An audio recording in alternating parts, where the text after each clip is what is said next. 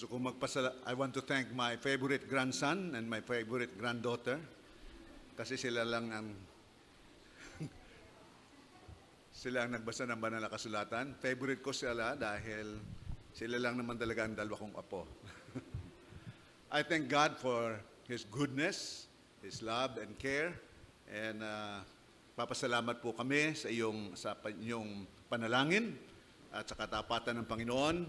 Sa loob ng isang buwan kami ng aking may bahay ay nagkaroon ng ministry trip. Kababalik lang po namin kahapon. And we thank God for His goodness. And by the way, don't worry, I tested negative when I did my antigen this morning. Kasi siyempre concern nating lahat yan. Okay? And we thank God for His faithfulness. Repentance leads to restoration. In Ephesians chapter 1, verses 3 and 4, sabi ni Apostol Pablo, "Blessed be the God and Father of our Lord Jesus Christ, who has blessed us in Christ with every spiritual blessing, even as He chose us in Him before the foundation of the world." Pinili na tayo that we should be holy and blameless before Him. Look at this. Even before the world was created, pinili na tayo ng Diyos at tayo itinalagan niya to be holy and blameless before Him. But why is it na kahit ito ang ginawa at pinili ng Diyos, marami sa atin, kasama ko doon, many times are not living a life of holiness as God wanted us to have. Nagkakasala tayo, nagkakamali tayo. Hindi tayo nabubuhay ng may kabanalan. Bagaman yun ang plano at yun ang gusto ng Panginoon para sa atin. In fact, Jesus said in John chapter 10, verse 10, "The thief comes only to steal, kill, and destroy." Pero sinabi niya, "I came that you may have life and have that life in its abundant or have it abundantly." I am the good shepherd, Jesus said. The good shepherd lays down his life for his sheep. Pero bakit naparito na si Jesus, binigay ang kanyang buhay, and He says, so that we can enjoy that good life, abundant life, and yet, we are not enjoying the life that God wants us to have. Why are we not enjoying that abundant life that God wanted us to enjoy? It's because we have broken our fellowship with God. What breaks our fellowship with God? In Isaiah chapter 59 verses 1 and 2, sinabi ng propeta Isaiah, "Ang kamay ng Diyos ay hindi maigsi upang kayo kanyang abutin. At ang kanyang pandinig ay hindi siya bingi upang hindi niya marinig ang ating mga hinaing sa Kanya." Pero bakit nangyayari na kuminsan nananahimik ang Diyos at hindi niya tayo kayang abutin sa ating pakiramdam? Your iniquities have made a separation between you and your God. And your sins have hidden His face from you so that He does not hear. Nararanasan ho ba natin ito sa ating buhay? Na para bang nananahimik ang Diyos? Na para bang hindi natin maabot ang Diyos? Na para bang malayo ang Diyos sa atin? Nais ko pong sabihin na sinabi rin mga awit na if I have cherished iniquity in my heart, hindi ako papakinggan ng aking Panginoong Diyos. Kaya for this year, we have taken the theme, be holy. Magpakabanal tayo. Mamuhay tayo ng merong pagsunod sa Panginoon. Be holy as I am holy. Yung po ang naging dahilan kung bakit nais natin sa buong taong ito, ang ating mga paksa at ating mga pinag-aaralan ay tungkol sa holiness. As we enjoy our fellowship with God, a holy God, the holy God, we want to be holy. Because, sabi sa Hebrews 12:14, "Strive for peace with everyone, and for the holiness without which no one will see the Lord. Kung wala ang ating kabanalan, hindi natin makikita ang ating Panginoong Diyos, and we cannot enjoy that fellowship with Him. For this month of October, ang ating naging topic, o ang ating topic for this month of October is walking in repentance and restoration. Lumalakad tayo ng merong pagpahingi ng kapatawaran at pagkakaroon ng muling panunumbalik sa Diyos at ng restoration.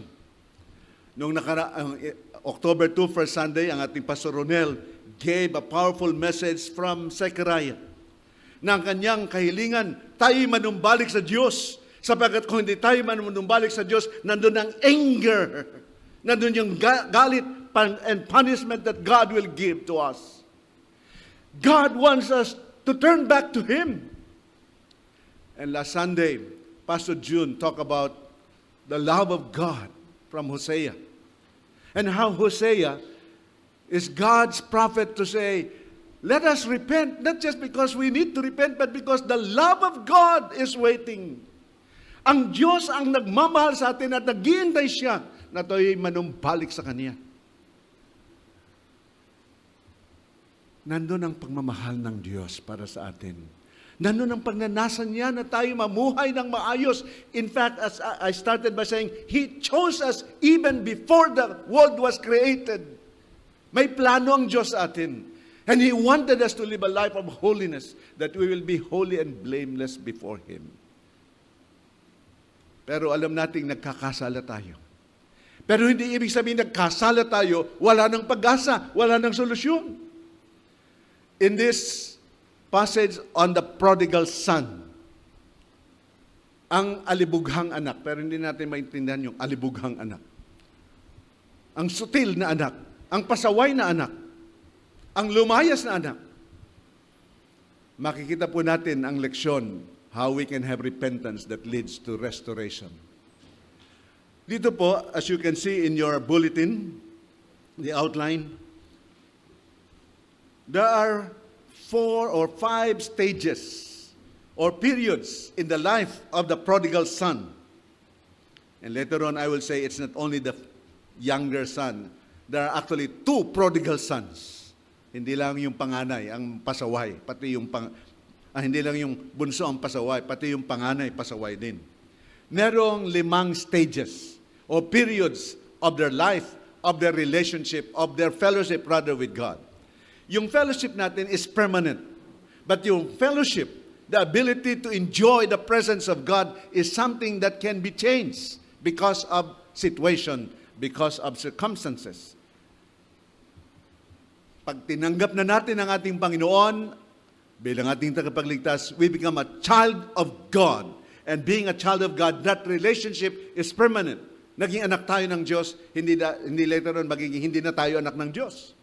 However, the relationship that we have with the Father can be altered and be affected because of the life or obedience or disobedience. At meron pong 5 stages na nakita natin, o 5 periods in the life of the prodigal son. Ang una is the state of what I call rebellion and separation. Rebellion and separation because yung bunsong anak committed a capital offense. Ano yung capital offense? Yung hihingin mo yung iyong inheritance na buhay pa ang iyong tatay ay parang sa Jewish community, pag sinabi yung ama, ibigay mo na ang aking tatanggaping inheritance, sasabihin, tatay, sana mamatay ka na ngayon para makuha ko na yung gusto kong mahanahin para sa iyo. That's actually what the son is asking for. Yung bunso na pasaway, sabi niya, tatay, bigay mo na sa akin yung aking mamanahin. Kahit buhay ka pa, sana nga mamatay ka na. Parang kung gusto nating sabihin sa ngayon. Okay? Sabi ng Panginoon Jesus sa kanyang parable. By the way, this is a parable that has, kung titin natin, the meaning is already being said by Jesus. Sabi niya dito, merong younger son, 2 anak yung younger son. Ama, ibigay mo na sa akin yung tatanggapin ko. But that is wishing that my father is already dead so I can have that. pag sinabi mo yon, it's like, yun nga, capital offense, punishable by death. Hindi lamang yon. Meron siyang disregard for the family. Kasi pagkatapos nun, after few days, not many days later, ang ginawa niya ay yung kanyang minanang lupain, pinanang mga cattle, pinagbili niyang lahat. At siya ay pumunta sa malayong lugar, nag-abroad. Nagpunta sa malayong lugar. Sabi niya, ayaw ko na sa pamilyang ito. Hihiwalay ako sa inyo. Ngayon tinanggap ko na ang aking mana. Ngayon meron na akong tinanggap na ari-arian, pinagbili ko na lahat, aalis na ako. Wala kayong kwenta. Di ba? Grabe talaga.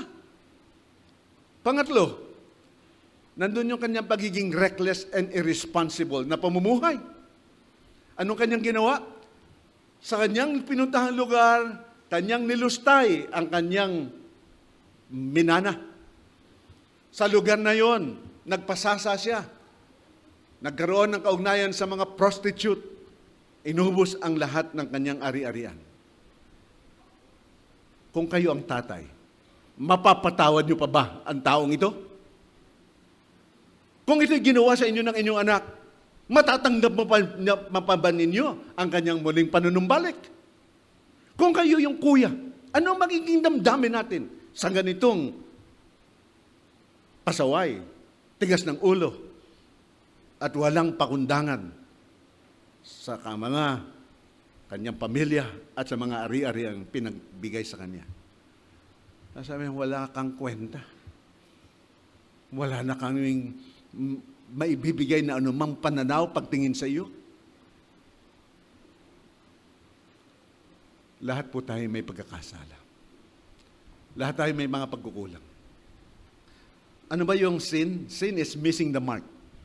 Merong standard, may pamantayan ng Diyos. At hindi natin naabot ang pamantayang yun. Tayo rin naman ho, lahat ay may pagkakasala. Sa ating pag-iisip, sa ating pananalita, sa ating pagkilos, sa ating damdamin.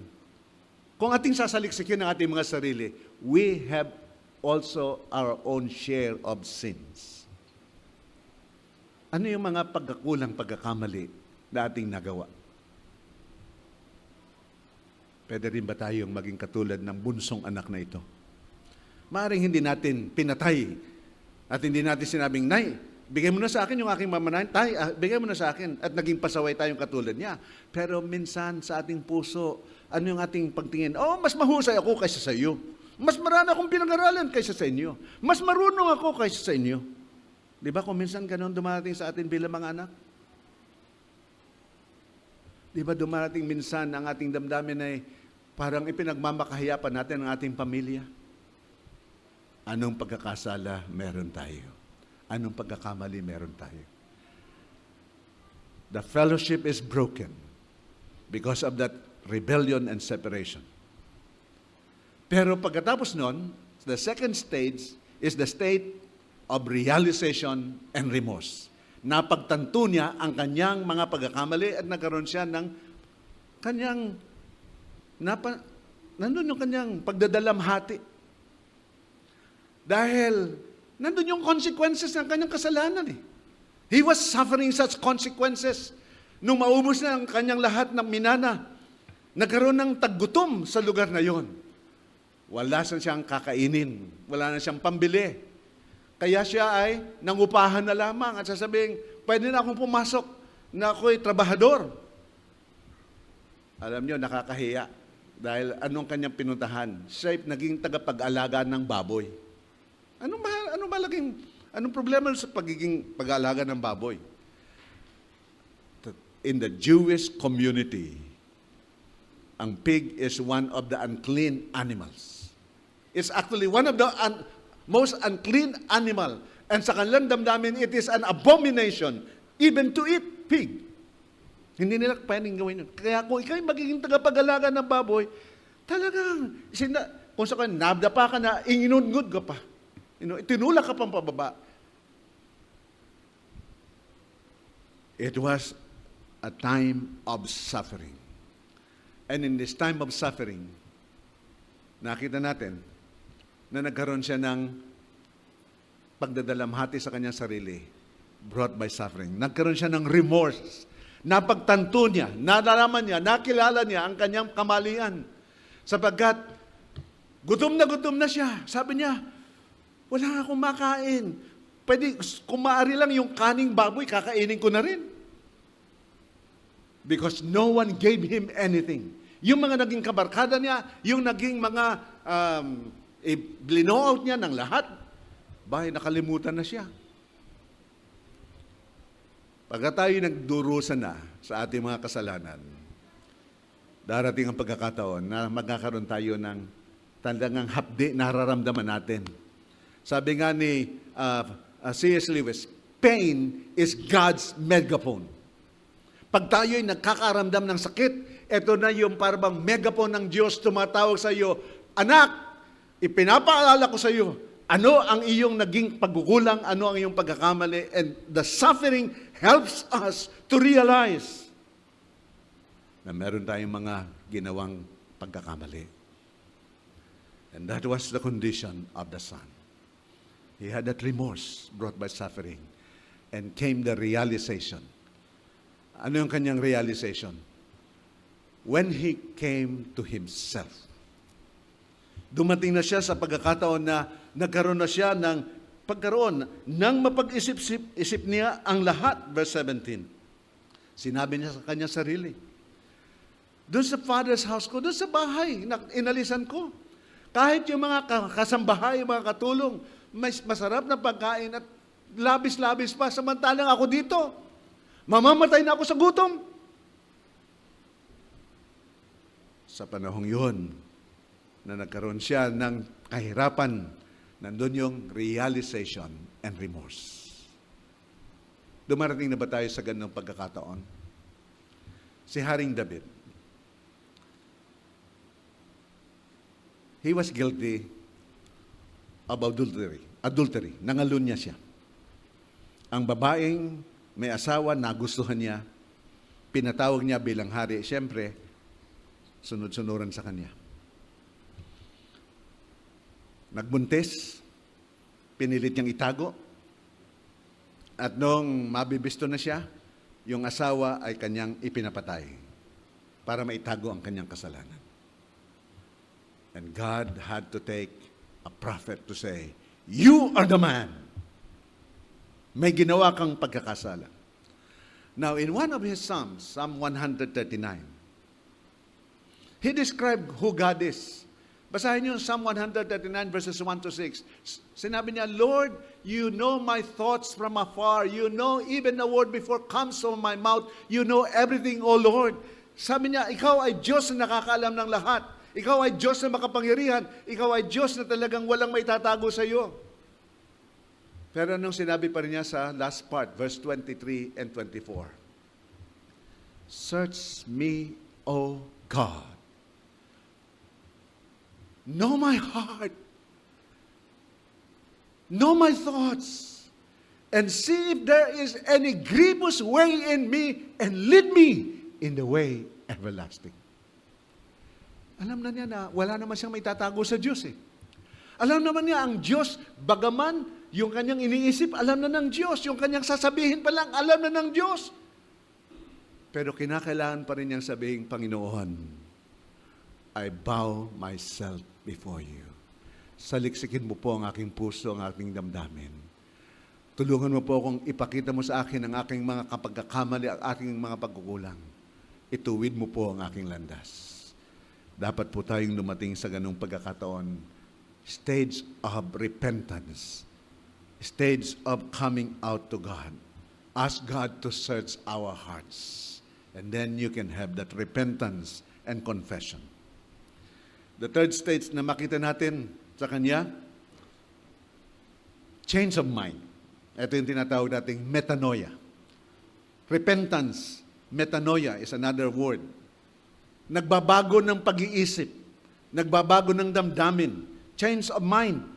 Anong sabi niya?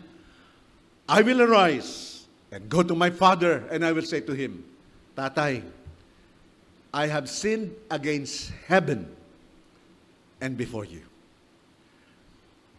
tandaan po natin ito mga kapatid. When we ask for forgiveness, kinikilala po natin na ang ating pagkakasala hindi lamang sa taong ating pinagkasalahanan, nagkasala tayo sa ating Panginoong Diyos. Wala tayong maitatago sa Panginoon. Ilapit natin ang lahat sa Kanya. I have sinned against heaven and against you.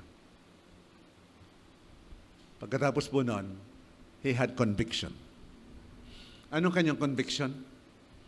Hindi na ako karapat-dapat tawaging maging anak mo. Kundi pagkos, gawin mo na akong isa sa mga katulong, isa sa iyong mga slave. Nandun ang kanyang pagpapakumbaba, nandun ang kanyang pagtitika, nandun ang kanyang pagsasabi na ako'y nagkamali, ako'y nagkasala, hindi na ako karapat-dapat tawaging anak mo.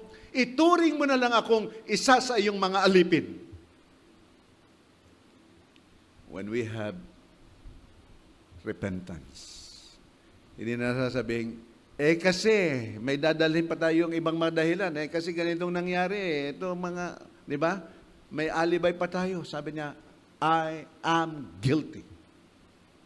I am sorry. And then,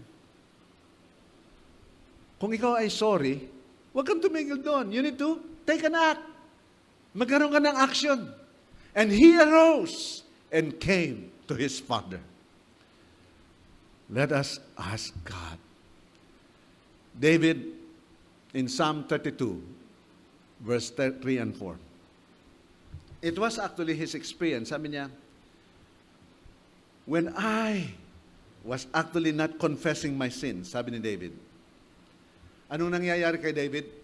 For when I kept silent, my bones wasted away through my groaning all day.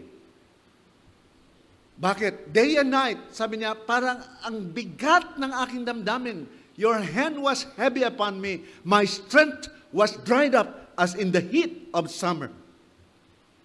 Pagka po tayo ay merong unconfessed sin, binabagabag ang ating konsensya. Binabagabag tayo. Hindi tayo makatulog ng mahimbing. Hindi tayo mapanatag ang kalooban because we are guilty. Meron tayong itinatago. Ganun ang naging damdamin ni David. Actually, yun ang problema niya because he know that he had committed adultery against Bathsheba. Tapos, itinago pa niya, ipinain pa niya in the war, yung asawa na si Uriah upang mamatay. Sabi niya, ngayong balo na siya, pwede ko na siyang kunin. Wow. Yun ang nangyari kay David. Nung siya'y nananahimik at hindi niya inaamin ang kanyang pagkakasala, sabi niya, Lord, my strength was para akong natutuyo. Naninikip ang aking dibdib, nanuno yung aking lalamunan. Ganun ho ang damdamin nang hindi nakahihingi ng kapatawaran. Then he said in verse 5, Then I acknowledged my sin to you, and did not cover up or cover my iniquity. I said, I will confess my transgressions to the Lord, and you forgave the guilt or the iniquity of my sin. Bakit natin paparusahan ang ating sarili? Bakit natin patuloy na kikimkimin yung ating pananakit ng ating damdamin dahil sa ating mga kasalanang hindi natin inilalapit sa Panginoon? When we confess before the Lord will forgive. Amen? Mga kapatid, what a joy na pwede tayong lumapit sa Panginoon.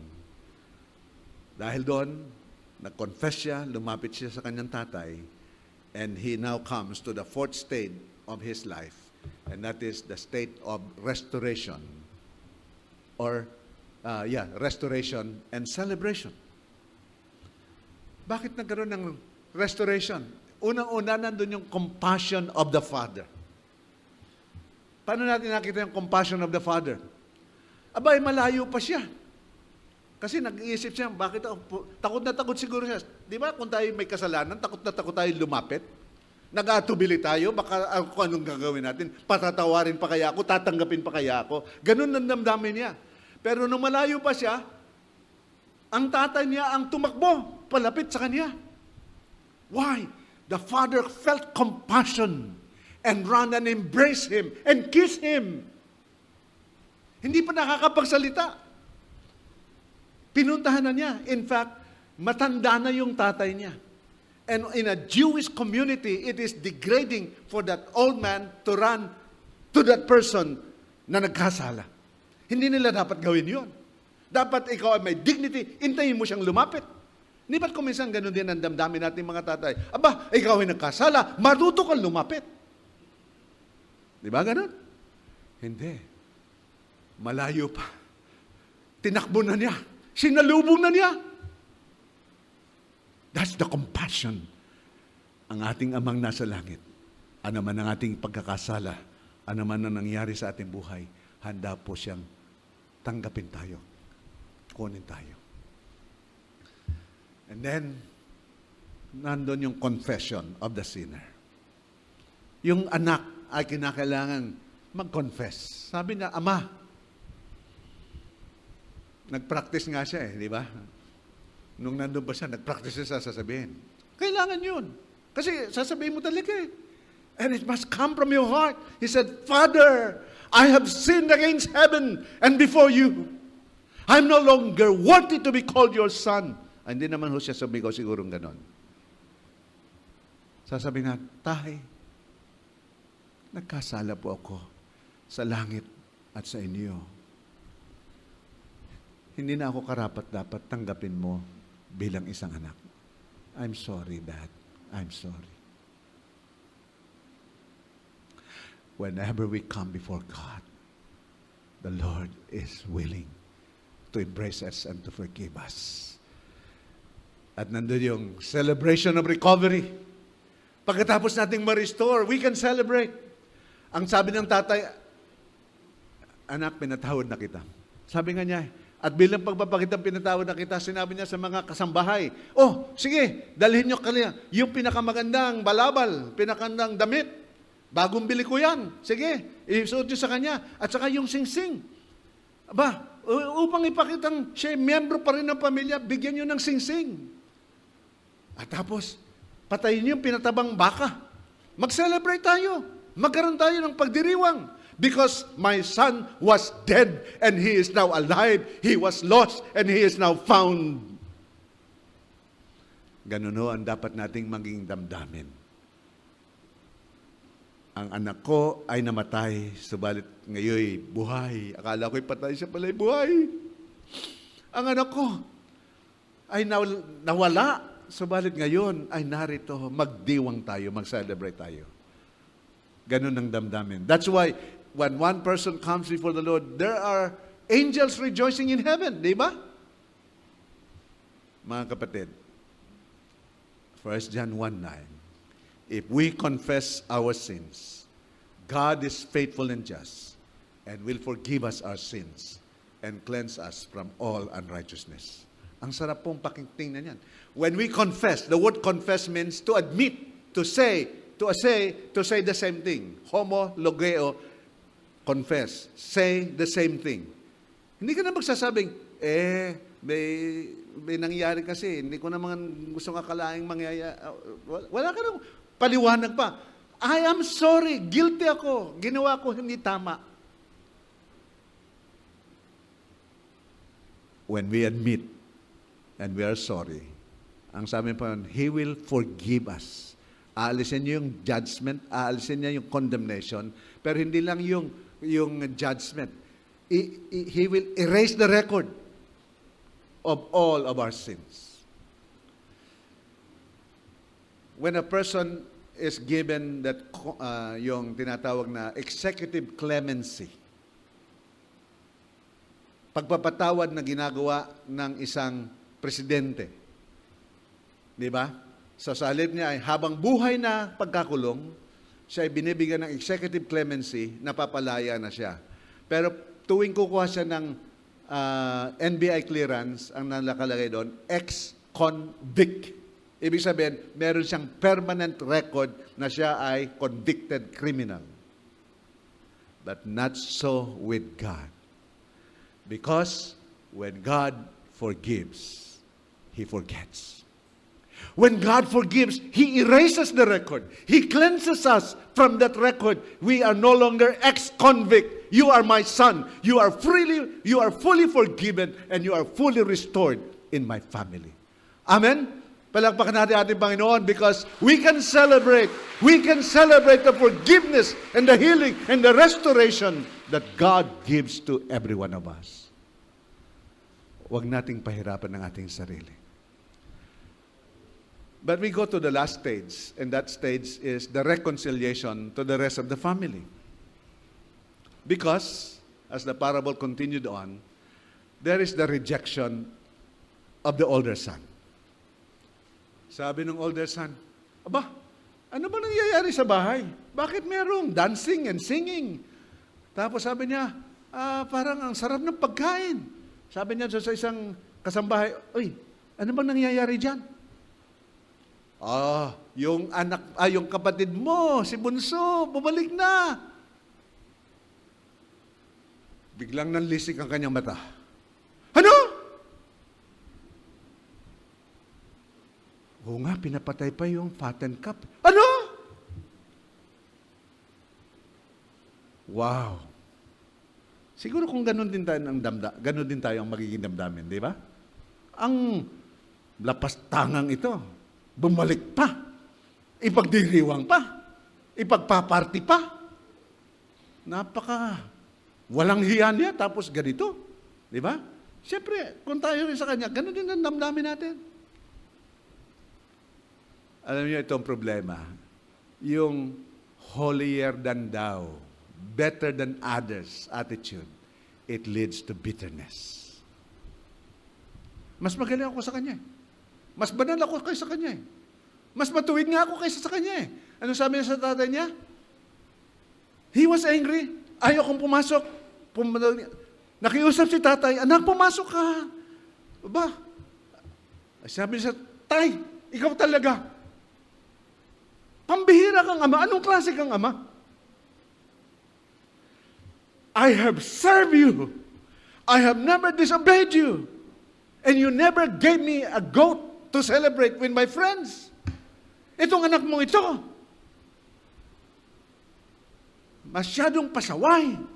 Niloko ka na. He wished that you are dead. Inubos ang kanyang ari-arian sa mga prostitute. Tapos ngayon, ipagdiriwang mo pa siya. Pinagpatay mo pa ng matabang baka. Pinagpaparty mo pa siya. Anong klase kang ama? Wow! Di ba ganun ang gagawin natin minsan? Merong ceremony ang mga Hudyo, tinatawag na kesa. Kesa po ang kanyan. Kesa, itong ceremony. Pagka merong isang anak na lumustay ng ari-arian, na pumunta sa mga hintil, tapos babalik, ang gagawin ng mga elders in the community, pag nakita siya, they will take a pot and they will throw it down to pieces. Babasagin upang ipakitang, you are no longer part of this community.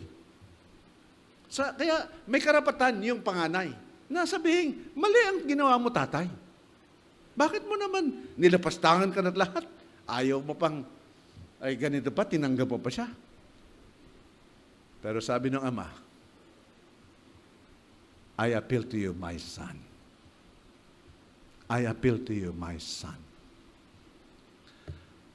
Anak, oo nga, sabi mo, hindi mo kita binigyan kahit isang kambing. Anak, hindi naman eh. All that I have is yours. You are always with me. You enjoy the fellowship with me. Ano naging problema dito?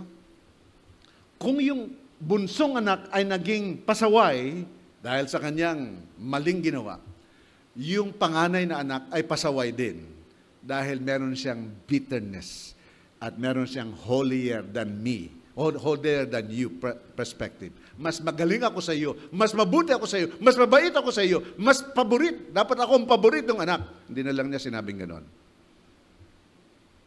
Pero sabi ng ama, Your brother was dead and is now alive. He was lost and is now found. Hindi ka ba pwedeng magpatawad? Hindi ka ba pwedeng tumanggap muli sa Kanya? Hindi mo ba pwede siyang muling kalingain at maging bahagi ng ating pamilya? In Ephesians chapter 4, verse 31 to 32, when you are filled with the Holy Spirit of God, earlier sabi niya, do not quench the Holy Spirit, or do not actually, wag mong pighatiin ang banal na Espiritu, but rather be filled with the Spirit.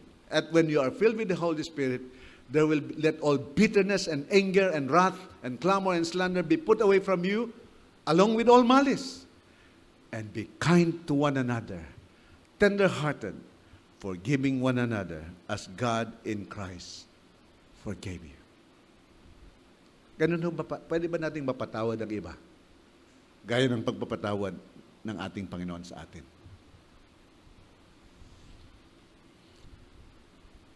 Yung isa, sige, patatawarin kita. I will forgive you, but, di ba?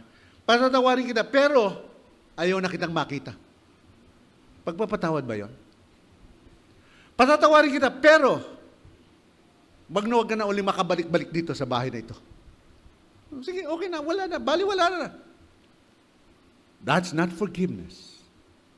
Because when you forgive, katulad ng pagpapatawad ng ating Panginoon sa atin, we must be willing to say, I will erase the record. I will give you a clean slate. We will begin as Christ has forgiven us.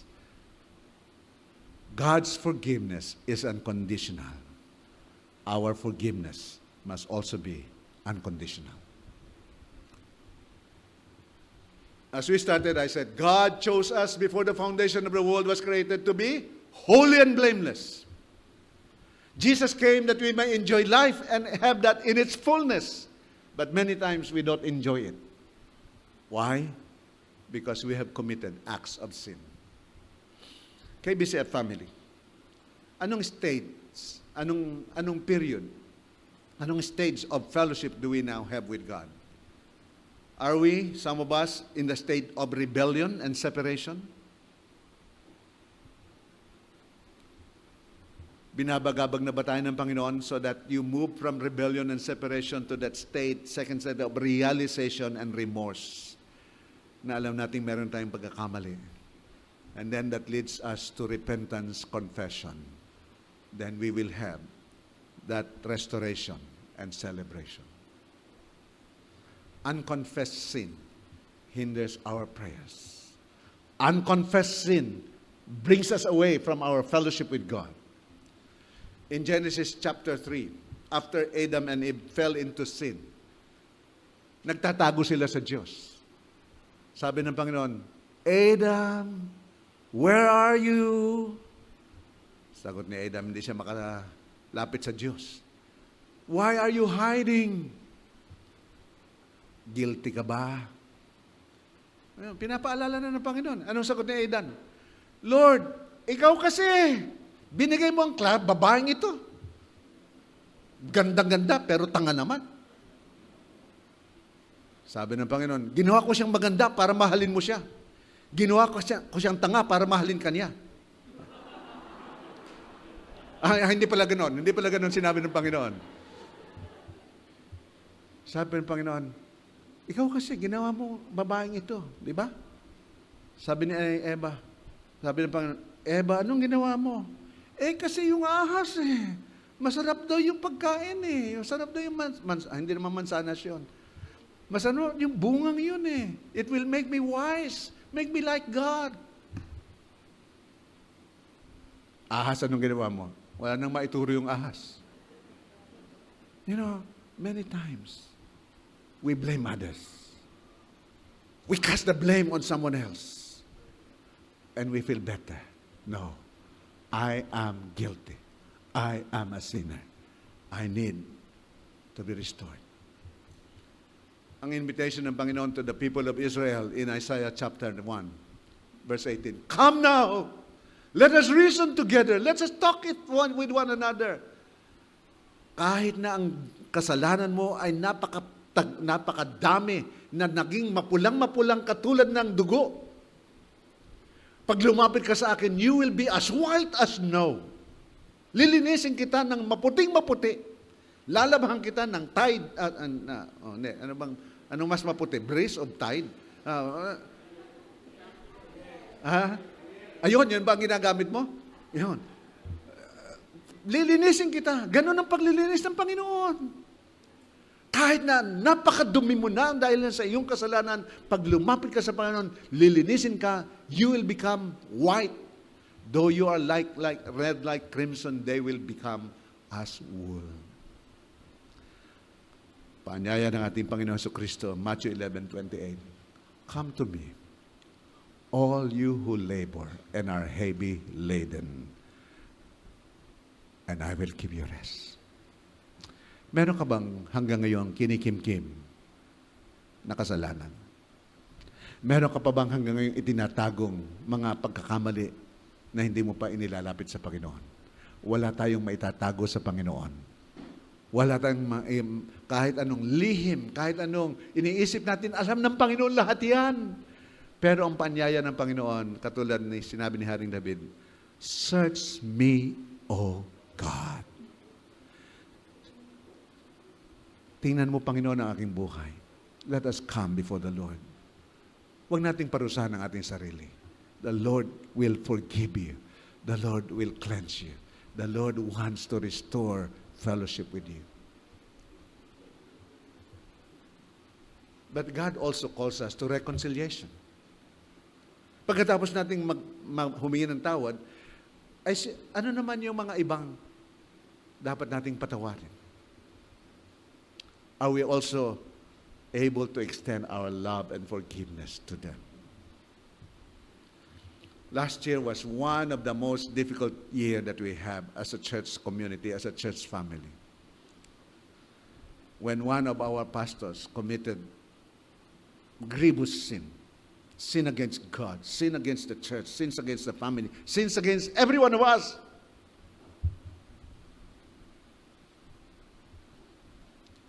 We grieve. We put discipline. And we pray for that young man also, and the family, and everyone that were affected, and everyone, that God will bring that restoration, that God will bring healing.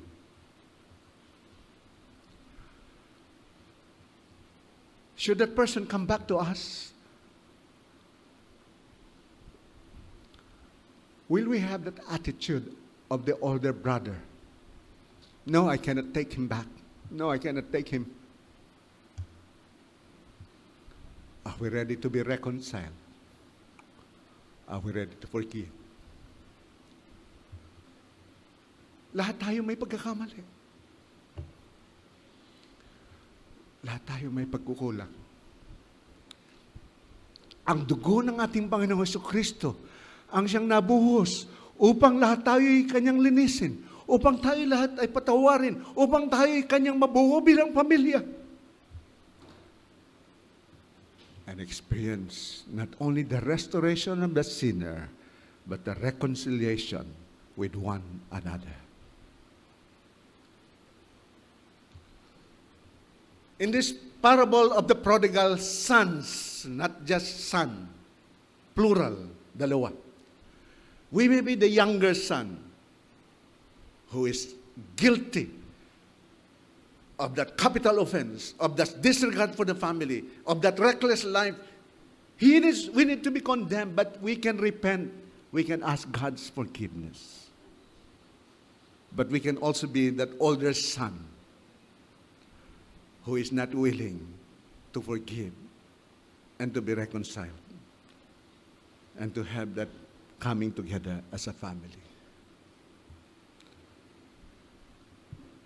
Repentance leads to restoration. But that restoration also brings reconciliation. When we repent of our sins, when we forgive one another, then we enjoy the life in its fullness. that Jesus said, I came that you may have life and enjoy that life in its fullness. Enjoy that life in its abundance. Manalangin po tayo. Sa ating pananalangin, lumapit tayo sa Panginoon. Kung meron tayong mga pagkakasala sa ating pag-iisip, sa ating pananalita, sa ating damdamin, anumang mga bagay, alam nating wala tayong naitatago sa Panginoon. Pero ang ating compassionate Father is waiting for us. And whenever we come to Him, He will run to us. He will embrace us. He will say, Son, my daughter, my son, my child, welcome. I forgive you of all of your sins and I cleanse you of all of your unrighteousness. Huwag nating pahirapan ang ating sarili. Lumapit tayo sa Panginoon. Ihingi natin ng tawad ang lahat ng ating pagkakamali at ang ating pagkasala.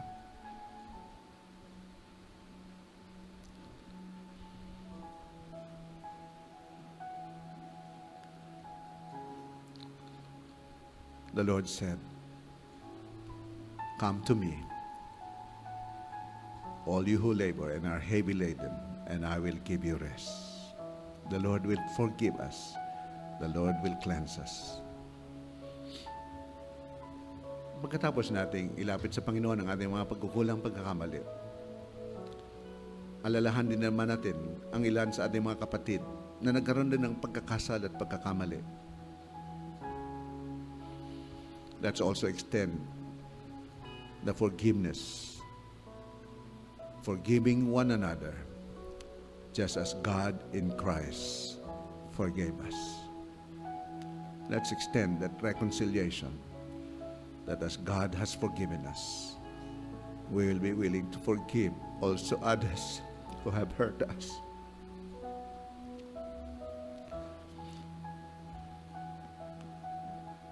Lord, you chose us even before the foundation of the world that we should be holy and blameless before you. At nang dumating ang thief who came to steal, kill, and destroy, kaya kami nahulog sa pagkakasala at nagkaroon ng mga kabalbalan sa aming buhay, Jesus came, gave His life, so that we can be forgiven of our sins, have the gift of eternal life, and enjoy that life in its abundance. Kaya ngayon, Panginoon, salamat po na handa na kami pwede mong patawarin sa lahat ng aming pagkakamali. Nilalapit po namin ang aming mga sarili. Linisin mo po kami, patawarin mo po kami. At pagkatapos mo kaming mapatawad, tulungan mo rin kaming mapatawad ang iba na nagkasala sa amin. Sa iyong itinurong prayer, forgive us our sins, forgive us our debts, as we forgive those who have sinned against us. Tulungan mo kami na as a family, we will receive forgiveness from you and be willing to extend that forgiveness to others as well. Thank you that you bring us to be a family that needs to enjoy the fullness of life. A family that lives in holiness and in purity, because our Father in heaven is holy and pure. Salamat po sapagkat mahal mo ang KBCF, mahal mo kaming lahat. And you will forgive us and cleanse us as we also forgive and be reconciled to others as well. Salamat po for the victory that we had, because we have a compassionate Father and we have a loving Savior Jesus, and the power of the Holy Spirit is upon us. Tanggapin mo ang aming pagpupuri at pagpapasalamat sa lahat ng ito. In the name of Jesus, our great God and Savior, we pray. Amen and amen. Amen. Victory po tayo sa Panginoon. Amen? Amen.